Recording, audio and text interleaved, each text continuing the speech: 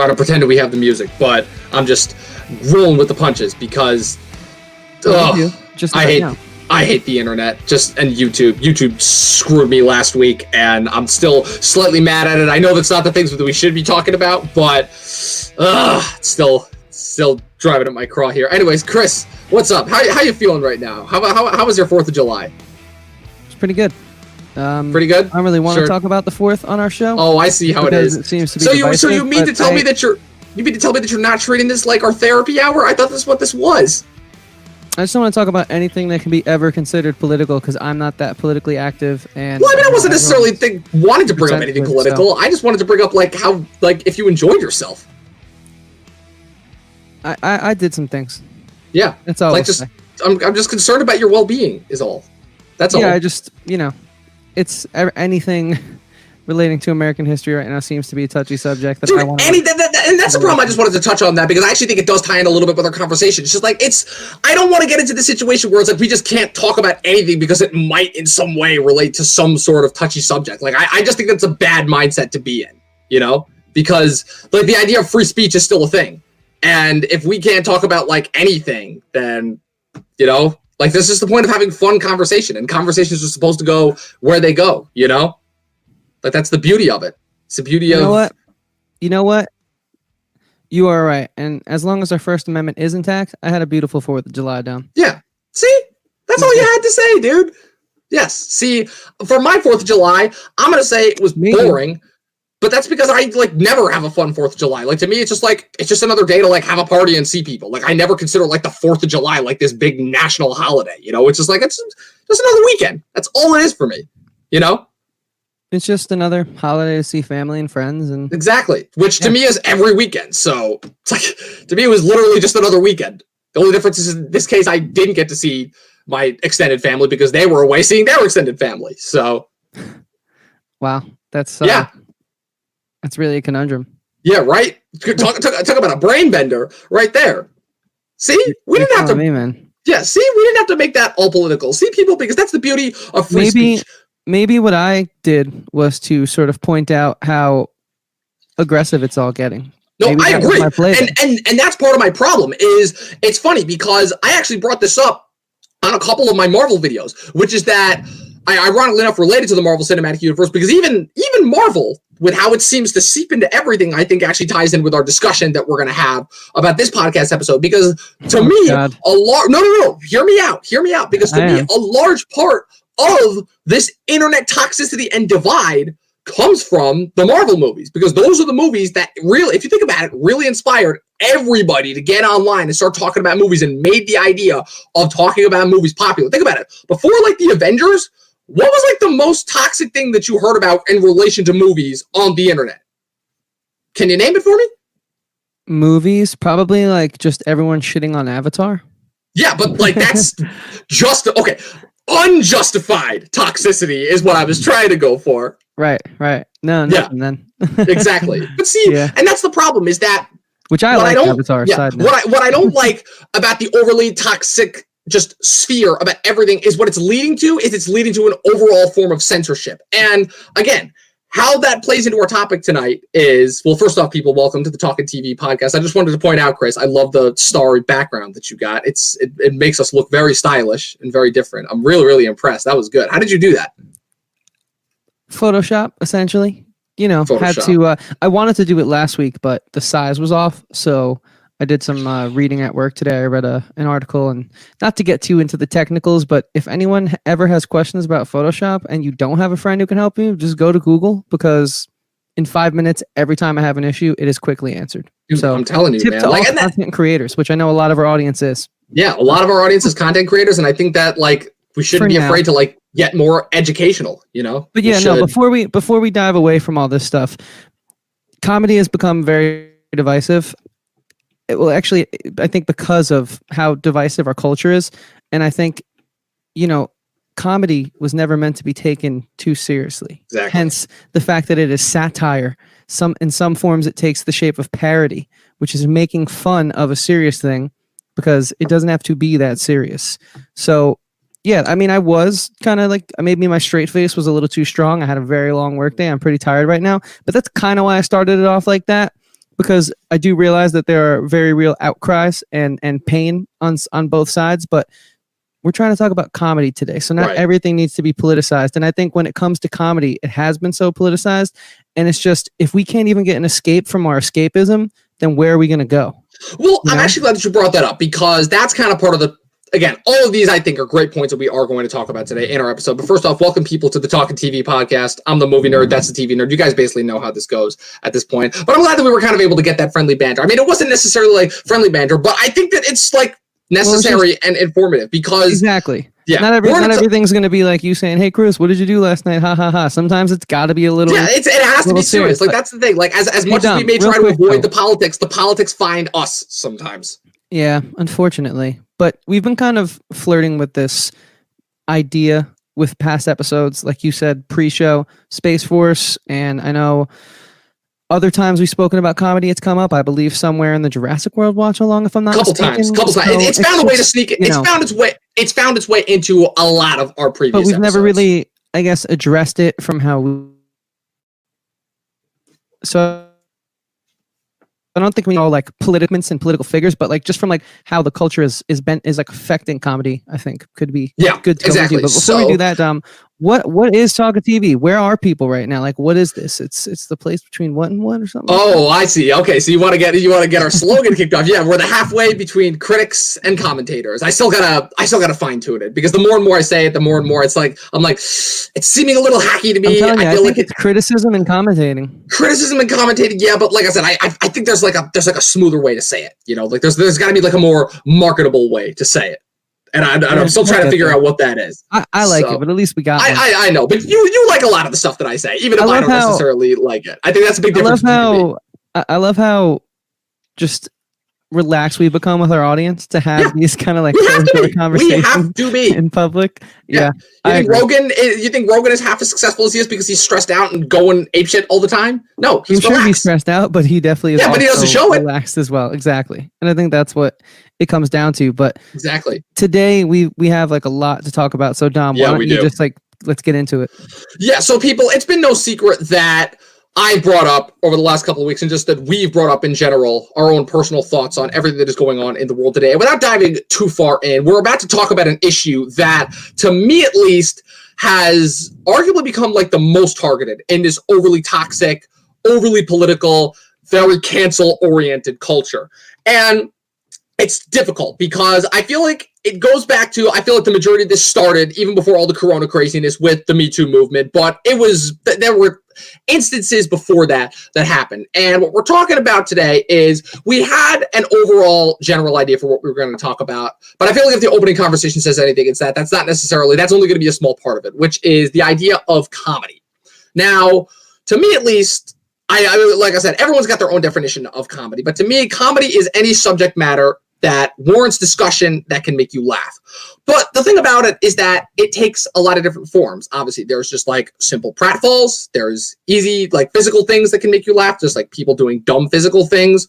But then it goes even a little bit deeper with social satire and just poking fun at modern day trends, you know? And I personally find that there's a reason why a lot of people gravitate towards late night comedian talk show hosts as opposed to now just the current sphere, because they find that besides the fact that the world has become a literal circus and it's become more terrifying than anybody could possibly think, it just, you know, you need an escape from the real world. You know, it's a quote D.L. Hewley, you laugh so that you don't cry. And the real world, I think enough people know, is miserable enough. And so you need something like comedy. But the sad part about today's world is that now comedy seems to be under fire. And the problem is that with a few of the ideas that are brought up against the idea of comedy, I can't necessarily say that I disagree with all of them, but but what my problem comes from is how far they go in terms of just, you know, the idea of censoring what you can say and what you can say. It's a problem that a lot of stand-up comedians have been dealing with for a while now. It's a problem, you know, like I've heard Rogan and Joey Diaz and all these guys that I listen to talk about it nonstop for the last couple of years. And I gotta say, like, to me, censorship is censorship.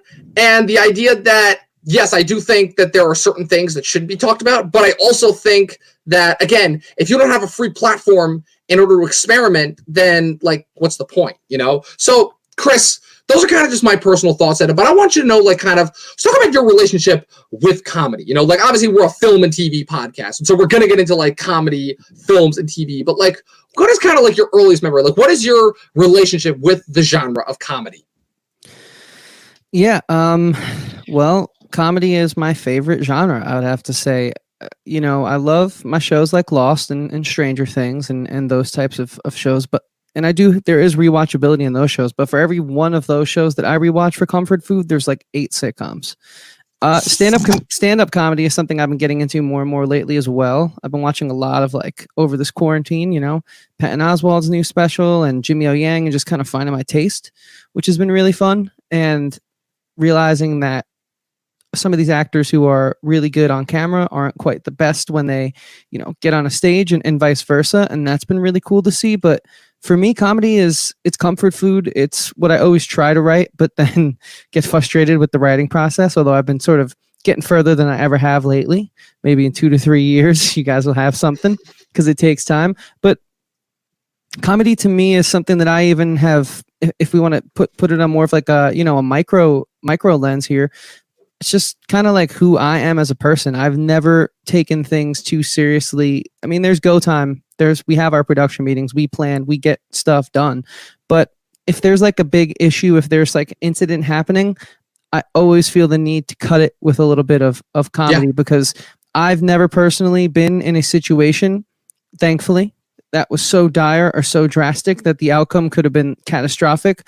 And so I don't cry over spilt milk. Instead, I just throw like a little dark humor on it, or a little, you know, straight-faced humor. And comedy's a lot of things to me, you know? Yeah, I agree. Yeah, because like there's a reason to me why whenever something new happens in the world, like a new development, obviously with these crazy corona times that we've been living through now, with obviously there seems to be like a new update every week now. And there's a reason why, to me, the people that I go to, at least for my news now, is comedians. For no other reason than they seem to have like the most rational stance on it. You know, like I look at all of these news networks, and to me, like, it's just like opposite ends of the spectrum, and nobody seems to have like a correct stance on it. They just seem to like be bread and circus for the masses. And that kills me, that the place where we should be going for our news have now become like more geared towards entertainment than the actual people who are supposed to be entertaining. That in and of itself is an already terrifying thought, but there's a reason why I go to comedians. You know, like I'll admit I was into the comedy game a little bit late, because I was never a fan. I would never have called myself a fan of comedy, like growing up. Like when I was a kid and going into my teenage years, you know, my parents were very, very heavily censored towards what I was allowed to watch. Like to me, like I was that kid that like if it wasn't animated, like I basically wasn't allowed to watch. Like I was that kid that like had to start sneaking my own movies in order to find them out. You know, I watched The Hangover. That I remember being my first rated R comedy, and I thought that was like the funniest thing that I'd ever seen. And that kind of like allowed me to grow my senses out more and develop it. And the funny thing is that by the time I got into stand-up comedy, I would say, I'm not going to say my tastes were already developed, but like my whole thing and my whole stance with comedy is that I'm a very rare, unique case, which is that to me, a lot of the stuff that people find funny, like a lot of like the more comfort food-esque geared comedy sources, I'm not gonna lie, I'm not the biggest fan of it. Like, because obviously the big go-to that we've obviously been talking about in the last couple of weeks, being The Office, for the longest time, I had no idea what people found funny about that show. I tried for years to get into that show, even when it was on the air. I remember as early as 7th and 8th grade, when that show was in its 6th and 7th season, and I tried watching episode after episode and after episode, and I'm like, I'm sorry, I don't understand why this is funny. This is just people being awkward around each other and making each other uncomfortable. You know, to me, I didn't understand what it is that made that funny. You know, it was over time though that I discovered, I'm like, oh, okay, so some discomfort people can find humor in, because what I've learned is that, again, part of the beauty of comedy is that it's subjective and people find different things funny. And but like, if I can just go into like personally what I find funny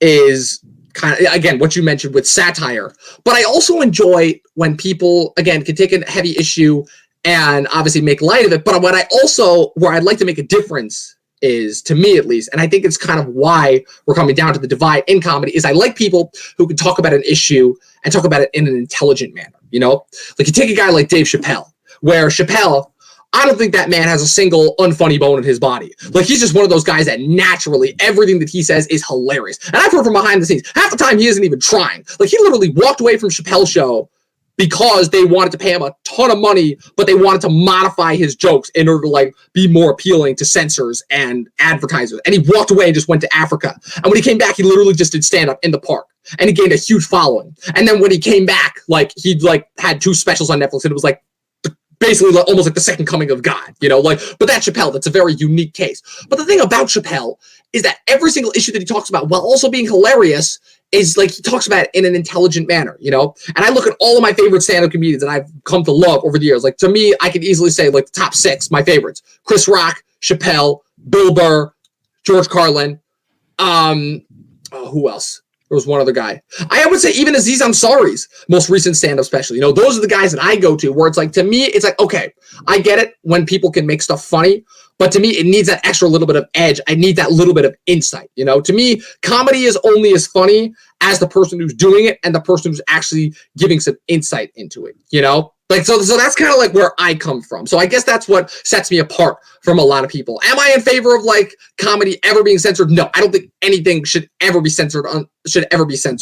But with that being said, like, that's just kind of where I come from and why I'm not gonna say I have like a higher standard, but I definitely have like a very specific taste when it comes to comedy. Yeah, no, I mean, as do I. I think that there are some shows that are pretty corny that a lot of people love, like Scrubs, and I just don't Big Bang Theory, example. Exactly. Yeah. But, you know, the thing is, I think it's okay to get, you know, some political information from comics. Know that they're just people, and some of them have like about the same education as you and I. Right. They do read a lot, though. Obviously, you need to be informed about what you're putting a spin on. But the thing is, they are supposed to sort of take things and find the humor in them, even if it is cringe, even if it is hard to do. So the fact that there's that honesty behind it, like I totally see that, because they're supposed to go out on a limb.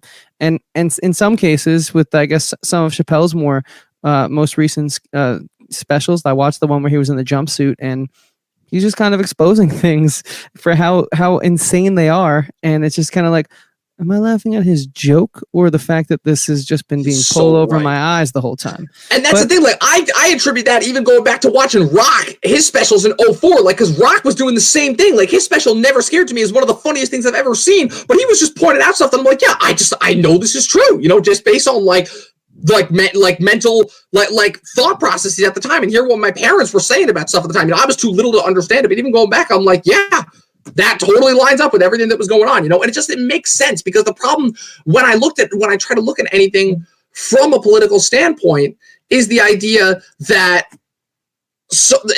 like, you look at it from one perspective, then you're getting one point of view, and you look at it from another perspective and you're getting another point of view, you know, like, and to be like one of the most introspective and funniest things that Chris Rock ever said, specifically when it comes to the 2-party system in our country. And again, to me, it's the biggest problem with the bipartisan system is everyone's got a gang mentality. They've either want to be Republican or Democrat without actually understanding what the issue is. They just want to be on a side. And that was hilarious the way he phrased it.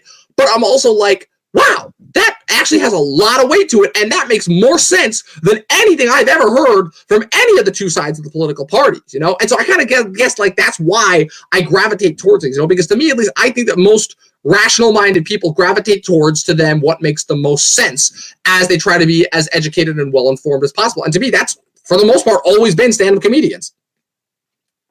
Yeah, and I think, you know, he may have been very early in sort of seeing what partisan politics does, but this isn't a political talk show, Dom. But what this is an episode that has quite a few movies in the thumbnail. A lot of movies. So I think it's time to take it to the cinemas. Yeah, absolutely. Yeah. So Chris, I got a question. Have you been watching any comedies lately? Yeah, I have. I recently watched Superbad again. All right. In preparation for this, probably my 50th time watching that movie. It's my top 3 favorite films of all time. Watching more than I have. It's phenomenal. I've watched What We Do in the Shadows from this past decade. Oh, man. And we watched Scott Pilgrim not too long ago as well. Yes, we did. And so many of the films that we're going to talk about are just imprinted in my memory. Yeah, so it's absolutely. Same with me. Like I said, comedy has never been like a favorite go-to genre of mine, but it has always been like the movies that are great. They always stand out in your mind. And I'm hoping that like, I want to break down like kind of why that is, because like it sucks too, because if we want to talk about another big topic of controversy within our kind of world and sphere, the Oscars, you know, one of the biggest well-known controversies is that when it comes to the Oscars, genre movies are always seemingly ignored, but there always seems to be one that kind of breaks through, except for comedy. Like even in the rarities that break through, like the horror movies, the sci-fi movies, you know, the other genre movies that manage to break through by pretending to be something slightly more intellectual and art house, like the comedies always seem to get the shaft. To me, like I think the last like big mainstream comedy that was actually able to get through and get like a several amount of Oscar nominations, like I'm talking Best Picture overall, was Dr. Strangelove, all the way back in 1964, over 50 years ago, you know, which that is a political satire that if it were released today would be the equivalent of somebody of, to me, like a Team America if it were in live action. Like that is what that movie was at that time. And like there's a reason why so many people were shocked, beyond shocked, when Downey Jr. got his supporting actor Oscar nomination for Tropic Thunder. Very well deserved in my mind, because that to me is like one of the best performances of that year and one of his overall best performances. And it's always so funny because like obviously the excuse to me that a lot of the higher echelon artsy fartsy people have taken is that, oh, comedies are very lowbrow. They don't necessarily require a lot of the more difficult filmmaking techniques. You know, they don't have like as many serious dramatic performances. They don't have a lot of serious statements to make about the world. But I don't know about you, because I've seen like a lot of comedies that, even if sure they don't necessarily have all that, but like they're a lot more relatable to me than a lot of the dramas that I see. You know, like there's a reason why so many people can watch Superbad and just relate to that, because it reminds them of times that they had in high school, or how like anybody can turn on The Hangover at any time and completely relate to that, because even if your circumstances aren't as crazy as the circumstances experienced by the characters in those movies, like you can still both laugh and also get some like residual experience from that. You know, like to me, if I could just talk about my personal experience. I was going to say, you know, a good example of that before you steal the whole show is Jojo Rabbit, you know? Yeah. Oh man. Absolutely. That's like one of the best examples to go with. Yeah, because I mean, terrible situation, but if you don't laugh, you're going to cry. Exactly. And you do cry a lot in that movie. But if anything, that movie I feel like is a perfect encapsulation of everything that we're trying to go for, because the whole point of that movie is, even in the absolute worst of situations, if you don't find some time to see the joy in life, then like, what's the point of living? Literally, you know? Yeah, and even though I've kind of said that the humor doesn't quite work for me in that film, I still understand the importance of it and the significance of it. It's just not my type of humor, but I still can see, and it is a great example of how comedy sort of is supposed to fill that void. And back to the Academy, I mean, no surprise to me that Kubrick, even though I didn't know that, was the one guy who was like, you know, the last guy to have that done, because, I mean, he's Kubrick. But I think a lot of great films are being overlooked, and I think it's almost criminal. If there wasn't more going on in the world, I think that would be a hill to die on.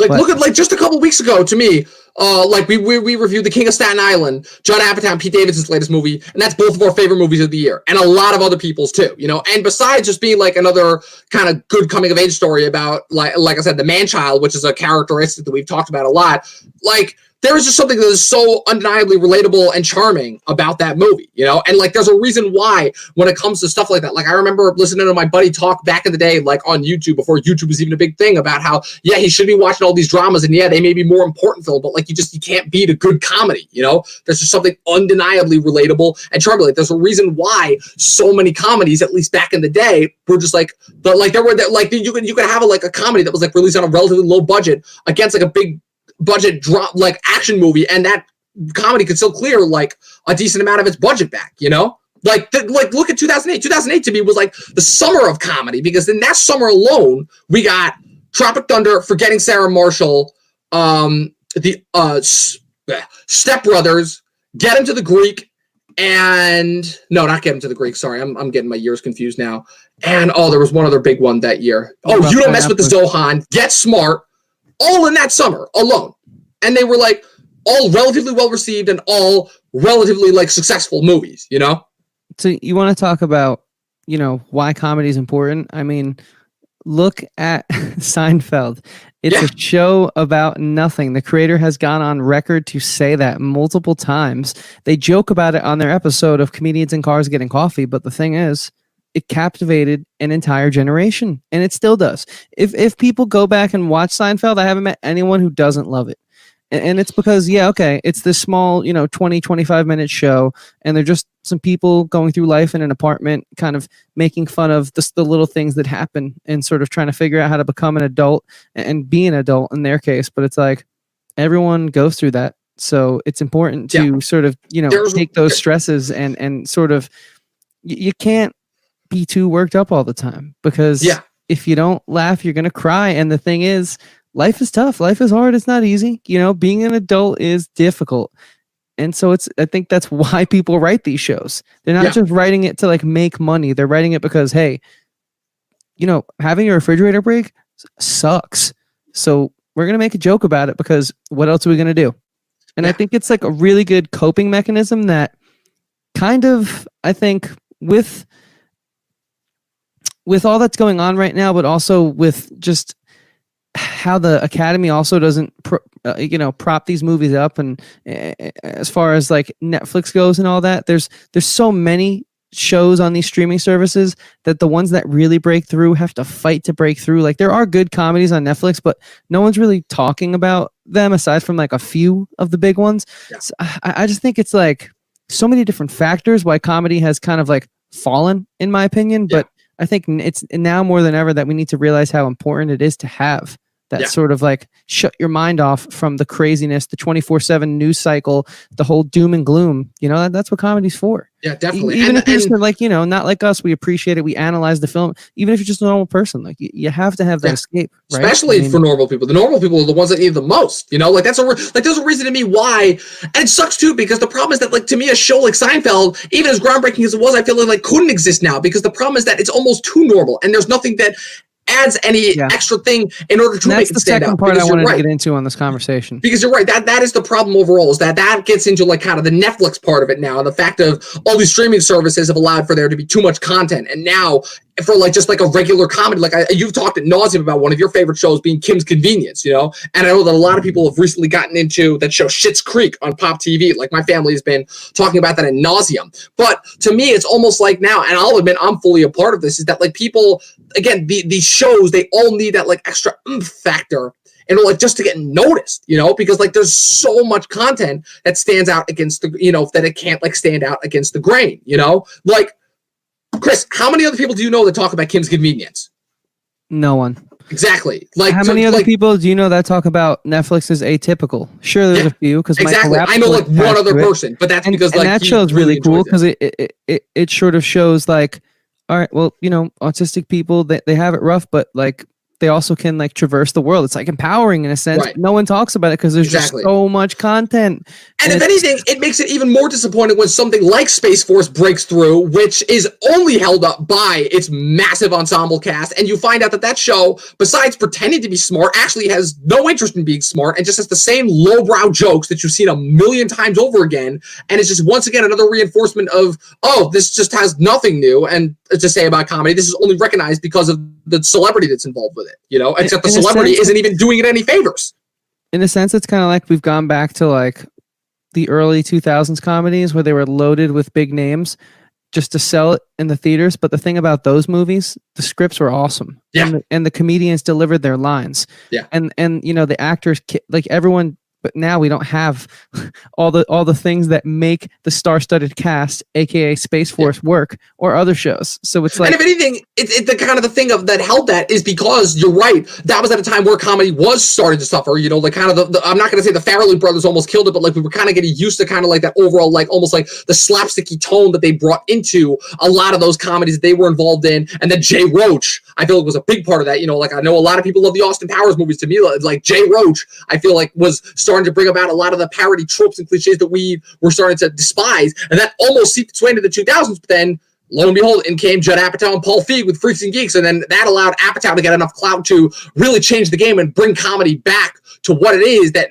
people loved about it, besides great scripts, just making it about like great subject matters, like great relatable subject matters, you know, because Apatow, with him producing almost every single great comedy in the 2000s, it allowed for kind of comedy to have its new heyday and continue to have like another generation of being groundbreaking and introspective. But if anything, it's almost kind of like this last decade, specifically the last couple of years of this decade, comedy almost took a backseat and was almost like backtracking, you know? And I'm wondering, like, do you think the content game is part of that, or do you think there's another reason for that?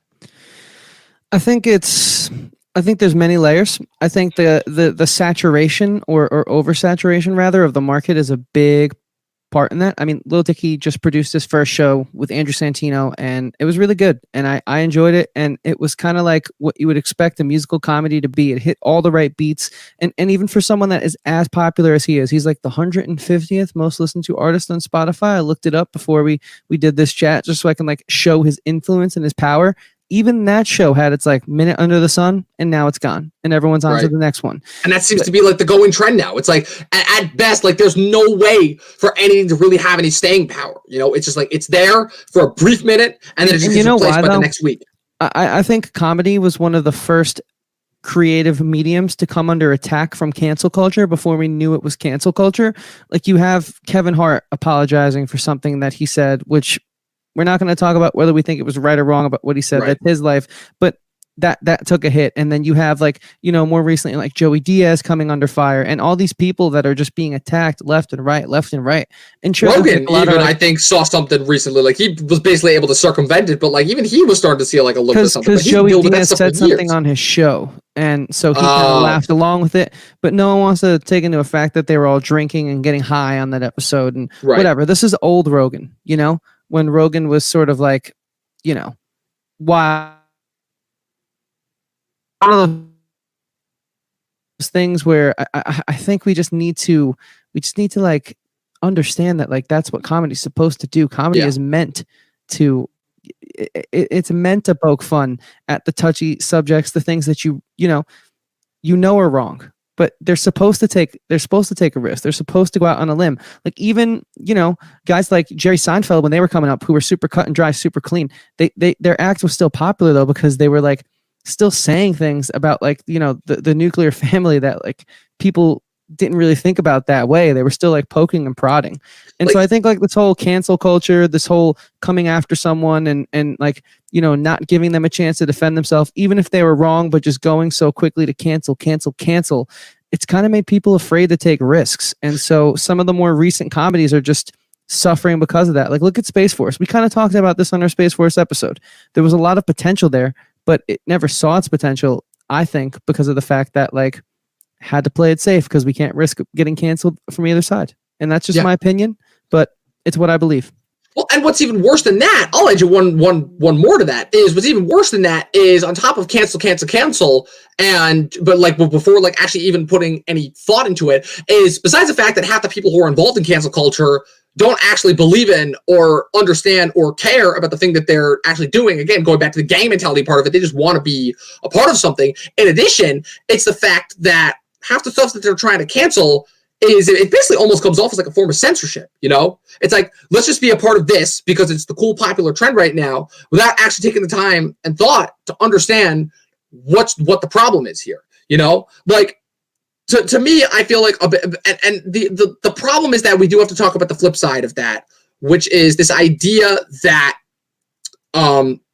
unfortunately, there is still like that situation where we get somebody who is, to me, like the biggest thing that came up recently is the Chris D'Elia situation, but even more than that, it's a situation where it's like just like you're bringing up stuff and you're trying to hold it against them that like they don't even believe in that stuff anymore. Like to me, like I always go back to the biggest thing is the James Gunn comments that he made, you know, when he was working for Trauma, you know, besides the fact that, well, sure, they weren't even funny, but it's like this idea that somebody has to go through like and dig up like 10-year-old stuff in order to like cancel someone, like what the amount of work that takes alone, you know?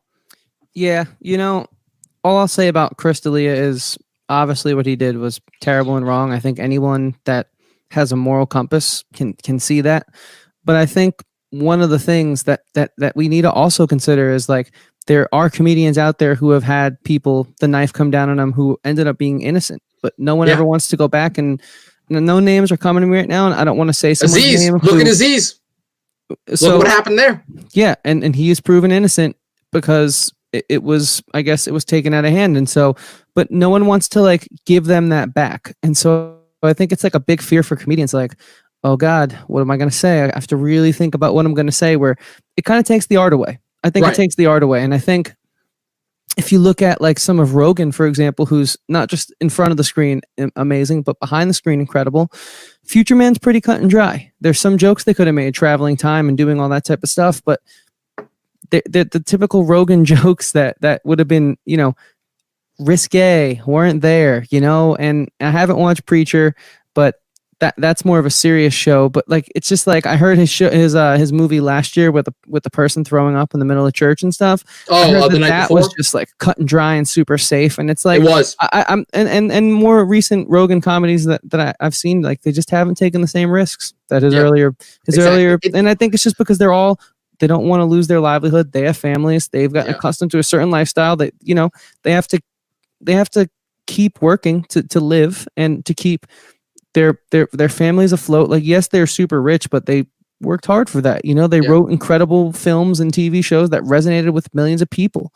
So it's like, I don't know. That's why I think King of Staten Island was so refreshing to me. I think that's why I wanted to bring this up. That's why I wanted to bring this up, because it's the idea of, obviously, the whole idea of censorship. Because let's be honest about it. That's what this is. This cancel culture thing. It's censorship, is what it is. And obviously, taking away the idea of free expression and dealing with art and artists, right? And that's always been a problem with kind of the artistic expression versus the business angle of it. That's been a problem in just filmmaking and art in general since time immemorial. You know, obviously, an artist wanted to get his way versus a producer who's like, oh, but you got to modify it because ads and censors, and you know, you got to make sure that people want to watch this and all that good stuff. So that way everyone can make their money and go home and everything. That's always been a thing. But I guess the danger and the fear for me for cancel culture comes from is that the cancel culture has now spread into the business side of things. That's where it's scary. You know, artists have been dealing with kind of cancel culture and critics and people who didn't like their stuff and people who thought their stuff was like too like risque for their kids since time immemorial. That's not something that they're not used to. The problem and the danger comes from when their marketers and their advertisers say, oh, you can't say this. Not because it might be offensive or not because, but because this is just something like the artist says, oh, well, there's nothing wrong with this. And the producer's like, oh, no, we know. But now, because the producers are scared, because you might drive away this sect of their audience because of this sect of cancel culture / Me Too culture, now, you know, you can't. And so if you want to still make your money, you know, and now that's spread to a point where it's like now these people who are rich and who have made it, you know, Kevin Hart has even talked about it on Rogan, which is that it's like, yeah, it sucks, but it's like, I understand it, you know, I've got a family that I've got to look after, you know, and I understand that like this is a part of it. This is part of my brand. And that sucks to me. You know, we still have freedom of speech in this country, but it's like, what's the point if we're not using it? Exactly. You know, the art is just screaming into this safe void. And that's why, like, one of my talking points that I was kind of thinking about for this episode is like a show that no one's speaking about that I absolutely love. And it does not seem like this guy is playing by the new cancel culture rules, probably because he has no dark demons from his past. He's just still speaking from the heart and making something that I'm like, should you really joke about this right now? I don't know if you should, but it also is kind of like really funny, is Ricky Gervais. And I'm talking about his Netflix show, Afterlife. It is literally a show making fun of suicide, but showing that because this guy can just laugh through it after he gets past the mourning phase, he's able to be okay. Why? Because yes, it's terrible. And yes, suicide is a heavy, awful subject. And when that happens, it's not good. It's not okay. You know, I've had friends in the past who have tried to do things like that to themselves, and it's not fun. It's not a fun situation to be in, but they've been able to pull themselves out of it by finding humor.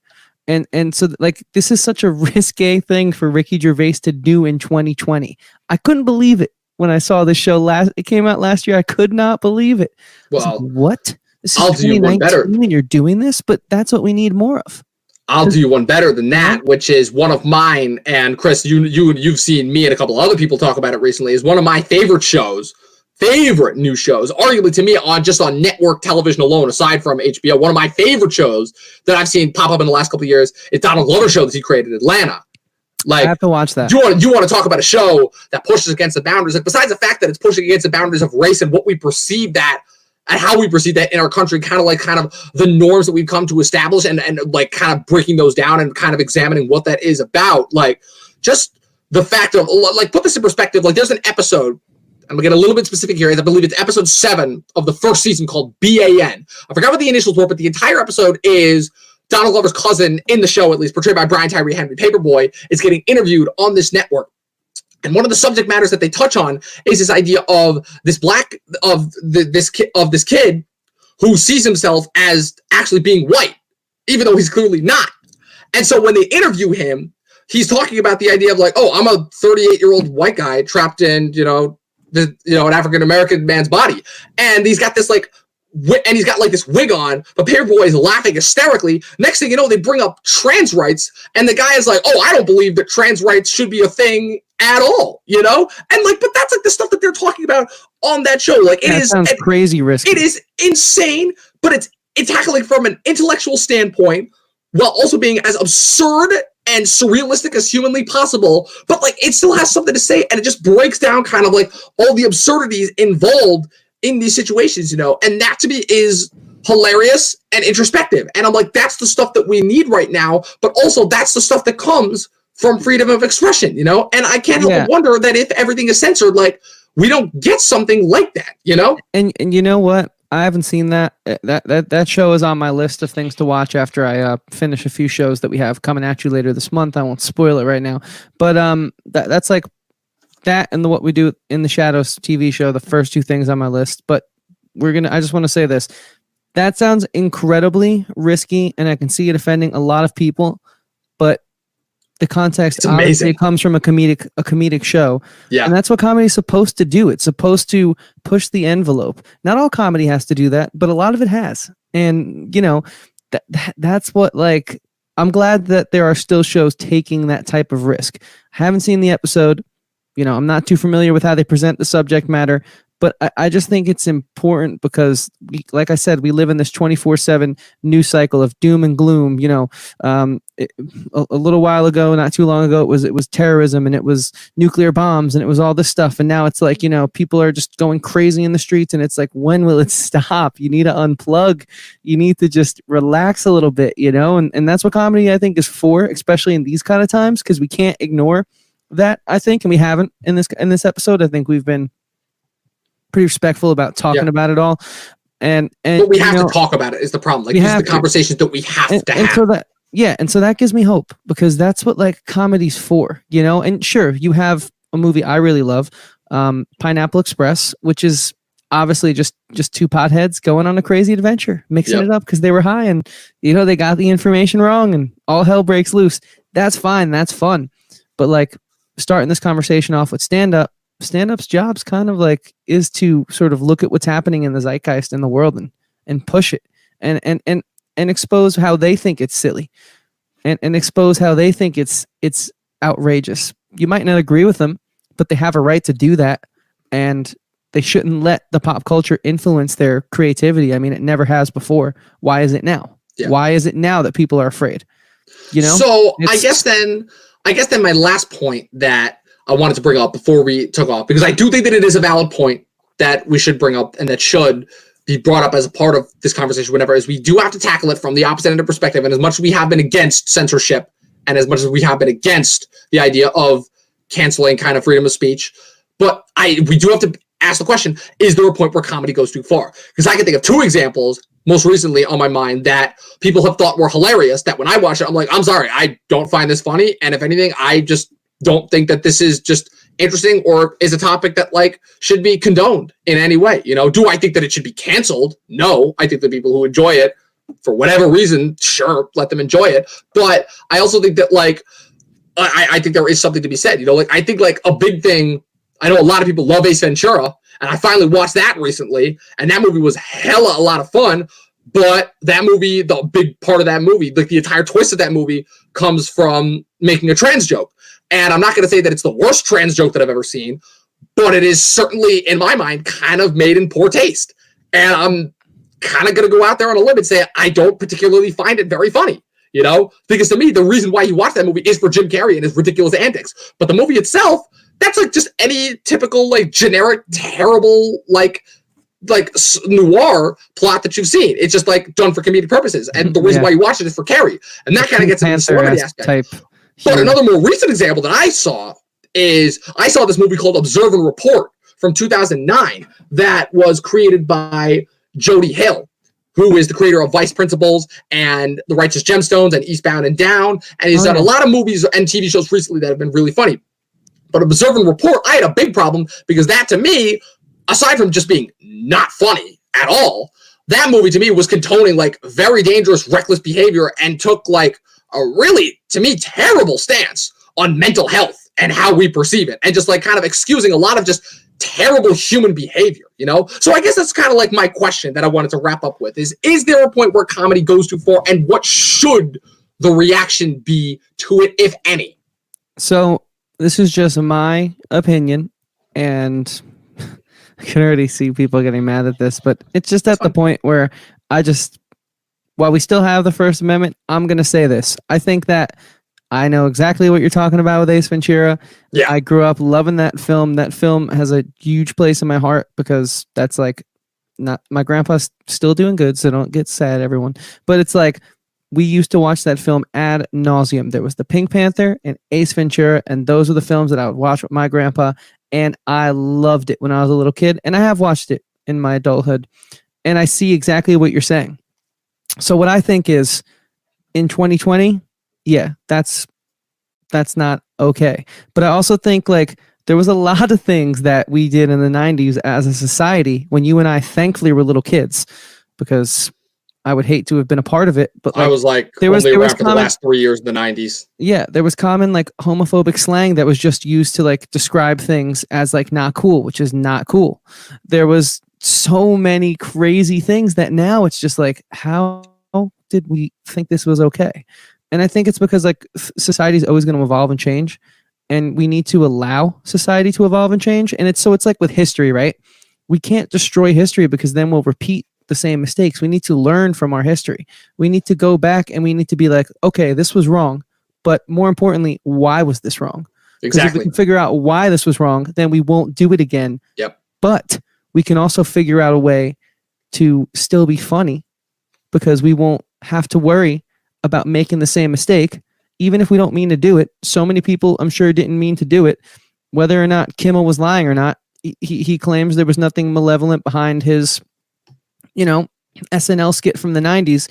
But it's like, whether or not there was something malevolent there, it's like it was also the 90s, and that was way more acceptable back in that time period. So I think if anything, it's just good that we've progressed as a society to realize, like, our generation realizes, like, this is clearly wrong. What is wrong with you boomers? Yeah. You know what I'm saying? Couldn't agree with you more.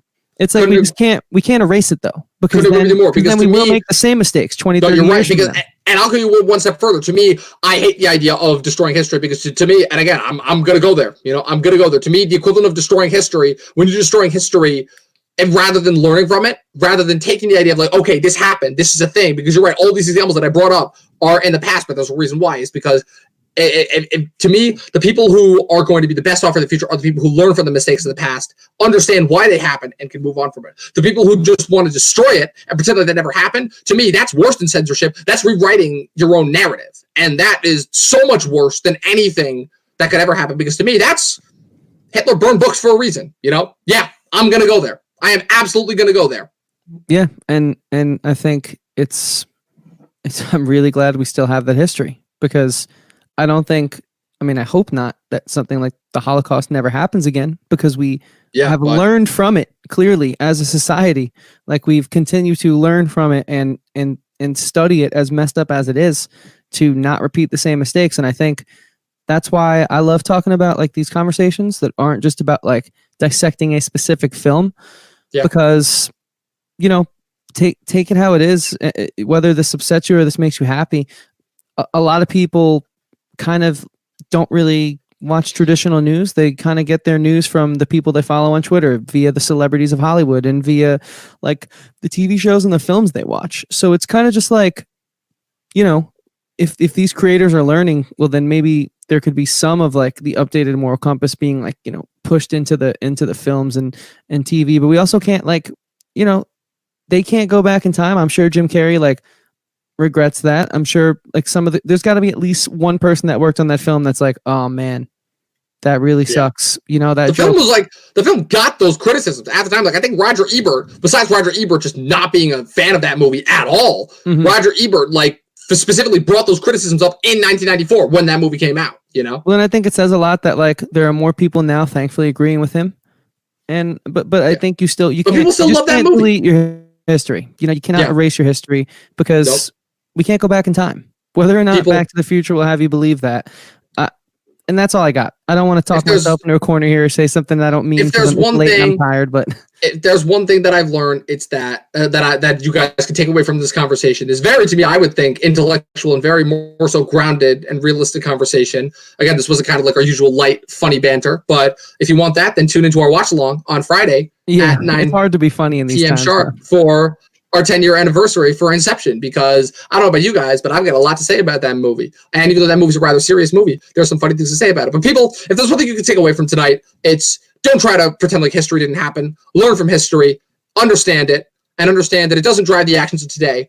Just be aware of it. And if anything, learn from it. Because guess what, people? Learning is never not a bad thing. And anybody who says differently is ignorant. And ignorance is the thing that we're trying to defeat here. That is the ultimate enemy here. So, Chris, I think it's time that we can wrap this up. People, thank you once again for tuning in. We're the Talkin TV podcast. I'm Dom. That's Chris. Please leave us a like and a subscribe and a comment, if you please. Let us know what you thought about this conversation. Let us know your thoughts on comedy in general. You know, what are some of your favorite comedies? What are some of your favorite stand-up comedians? Do you think that comedy is arguably more relevant now and more prevalent and should be regarded in higher fashion now more than it ever has been? And follow us on our socials, Talkin TV on Facebook and Instagram. And Chris, do you have any personal places where you would like to plug? Yeah, but before I do that, I just want to say, like, if for some reason you guys were like, oh man, these guys are just like out of touch or whatever, I'm always just trying to get better. So find us on Instagram, talk to us. Let's have a conversation about this stuff, you know? Yes, please. I want to just, you know, I'm always trying to learn and I'm always trying to get better. And you can find me at Christian Ivanko on all social media. I make music. I make other podcasts, but I love doing this show. And even though I'm a little under the weather right now, I think we had an incredible conversation. Dom, I think we're going to have to... It was an important conversation. We needed to. Yeah, this wasn't the show I think we originally planned on having. No. So I wanna still have the show where we sort of talk about some of the movies that are in the thumbnail for how great they are as comedies. But this is why I love podcasting, man. The free form, fun discussion. It could start one way and go a completely other way, and you don't know where it's gonna go. And not everything has to be scripted. That's the beauty of free speech. So, Chris, do you have anything else you want to plug before I send us off? Yeah, I just want to say thank you, Dom, for being a great co-host, as per usual. We've been, I've had a weird month where a few things have come up every now and then, and, you know, with handling the co-hosting with Pat back then, and, you know, me being a little under the weather, we're still getting it done, and wouldn't want to be on any other team. So, Dom, do you have something That's what I'm here for. that you want to leave the people with here today on Talkin TV? Watch more fucking movies, people, and to add to that, just have more fucking open ears. That's all I gotta say. Listen. It never hurts. Peace out, people.